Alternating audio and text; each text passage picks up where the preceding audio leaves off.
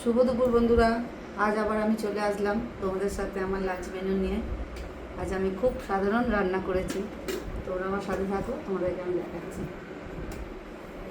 ভাত, গরম ভাত আজকে আর বলবো না, আজ দাদা ভাই খেয়ে অফিস চলে গেছে, আজ ভাত ঠান্ডা হয়ে গেছে। আর তার সাথে আছে লোটে মাছের ঝুড়ো। লোটে মাছের ঝুড়ো খেতে কে কে ভালোবাসো? নিশ্চয়ই ভালোবাসো, তোমরাও ভালোবাসো। আর তার সাথে আছে তেলাপিয়া মাছ আলু বেগুন দিয়ে ঝোল করেছি। সবসময় তো আর রিচ খেতে ভালো লাগে না, তাই একটু হালকা পাতলা রান্নাও ভালো লাগে।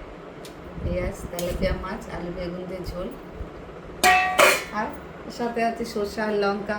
তো রোজকার মেনু, এটা আমার সাথেই থাকে। এই আজ আমার খুব সিম্পল মেনু।